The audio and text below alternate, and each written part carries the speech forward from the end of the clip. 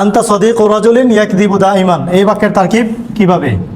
এই জায়গার মধ্যে আমরা দেখাইতেছি কি নাকেরা মৌসুফের জুমলা সিফত হয়েছে, একটা মুজাফের মুজাফ ইলাইহি হইতেছে। কিভাবে দেখেন এই বাক্যটার তারকিব কি? আনতা সদিক ও রাজুলিন, তুমি এমন এক লোকের বন্ধু যে লোকের গুণ হইল। তুমি এমন এক লোকের, যে শব্দের মধ্যে নাকেরা থাকবে এবং তারপরে জুমলা দিয়ে সিফত আসবে, এই শব্দ বাংলার মধ্যে আমরা কি বলি? এমন, এমন একটি। আনতা সদিক ও রাজুলিন, তুমি যদি এইগুলো না থাকতো তাহলে আমরা শুধু বলতাম তুমি একজন লোকের বন্ধু। যদি হইতো আনতা সদিক ও রাজুলিন জাইয়িদিন, তুমি একজন ভালো লোকের বন্ধু। কিন্তু এখানে জুমলা দিয়ে তার সিফত আইছে, দেখেন সদিক ও রাজুলিন, এমন এক লোকের বন্ধু যে লোকের গুণ হইল ইয়াকযিবু দাইমান। এই লোকের গুণ হইল ইয়াকযিবু দাইমান, এটা যদি গুণ হয় তাহলে রজুল কি হবে? মৌসুফ। আর এটি হলো তার গুণ, এটা হবে সিফত।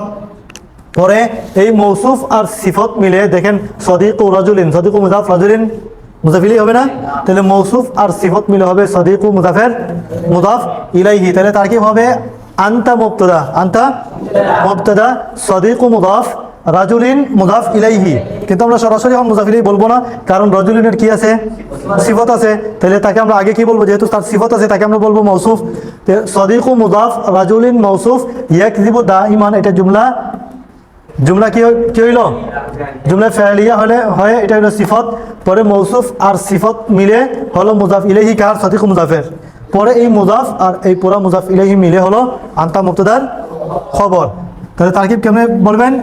আনতা মুবতাদা, সদিক ও মুজাফ, রাজুলিন মৌসুফ, ইয়াকযিবু দাইমান সিফাত, আল মৌসুফ মা সিফাতি মুদাফুন ইলাইহি, আল মুদাফ মা আল মুদাফি ইলাইহি খবর, আল মুবতাদা মা আল খবর জুমলা ইসমিয়া ওয়া খবরিয়া।